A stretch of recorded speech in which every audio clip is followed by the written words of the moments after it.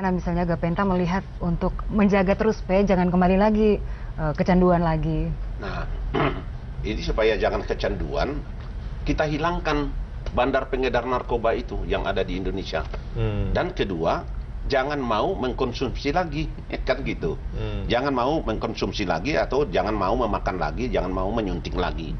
Pendekatan-pendekatannya seperti apa? Mungkin data dari sudah jelas, Puskesmas, pengamanan kan. Ya. Nah, jadi kita buatkan ada sekarang yang kita buatkan modul bahwa ada seorang anak dari korban pengguna narkoba itu yang berkemampuan orang tuanya untuk mengawal. Itu dikawal. Dikawal. Jadi dikawal dia supaya jangan berinteraksi dengan lingkungan sebelumnya. Ya, dengan lingkungannya ataupun diajak temannya, wah ayo kita pesta lagi. Atau ada, wah ini pengedarnya memberi lagi. Jangan seperti itu. Itu yang pertama. Terus yang kedua, bandar pengedar narkoba ini itu selalu mencari mangsa. Nah, kelompok mereka yang sudah korban ini harus mempunyai satu dendam kepada mereka pengedarnya ini. Jadi kalau misalnya pengedarnya datang, tangkap, rame-rame serahkan ke polisi. Itu sudah saya buatkan satu instruksi lah kepada seluruh anggota Gapenta di Indonesia. Bila mana ada pengedar narkoba, ditangkap dan sesegera mungkin diserahkan kepada polisi. Karena polisi ini kan tidak banyak. Misalnya BNN paling 200 orang.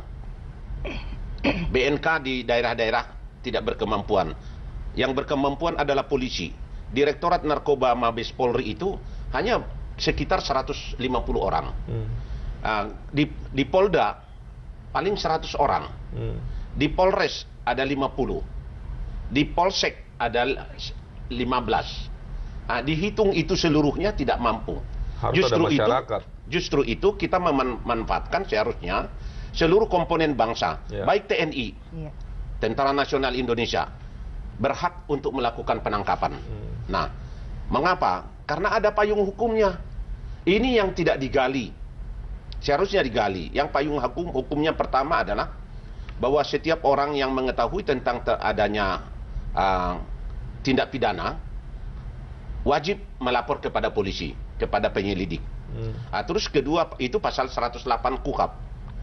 Pasal 111 KUHP, Kitab Undang-Undang Hukum Acara Pidana, menyatakan dalam hal tertangkap tangan, setiap orang berhak melakukan penangkapan. Setiap orang. Jadi baik itu TNI pada waktu dia berjalan, melihat ada pengedar narkoba, tangkap. Serahkan kepada polisi. Begitu.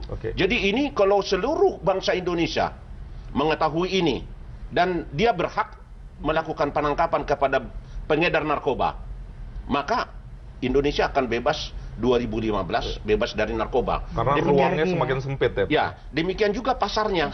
Pasarnya sudah tidak ada. Sekarang ini misalnya Puskesmas sudah ada 400 orang. Puskesmas Tanjung Priok Koja sudah ada 400 orang yang direhabilitasi.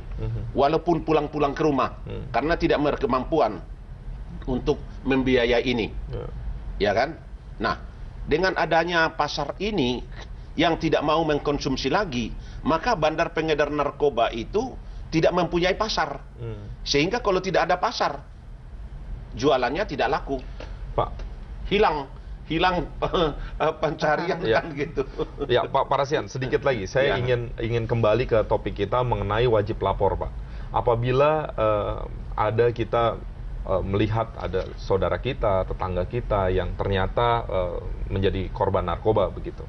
Apakah kita sebenarnya bisa untuk dalam tanda kutip misalnya mengarahkan saudara kita, atau sebaliknya kita bisa meminta pihak-pihak terkait untuk membantu saudara kita ini lapor begitu? Karena kalau keinginan pribadi atau self assessment keinginan pribadi yang dikedepankan, tentu kita punya kekhawatiran dia belum sadar misalnya. Bagaimana mekanisme itu, Pak, berjalan? Nah, itu bisa beberapa teori ya. Yang pertama teori lingkungan. Lingkungan yaitu yang kita tinggal di RT, ya kan?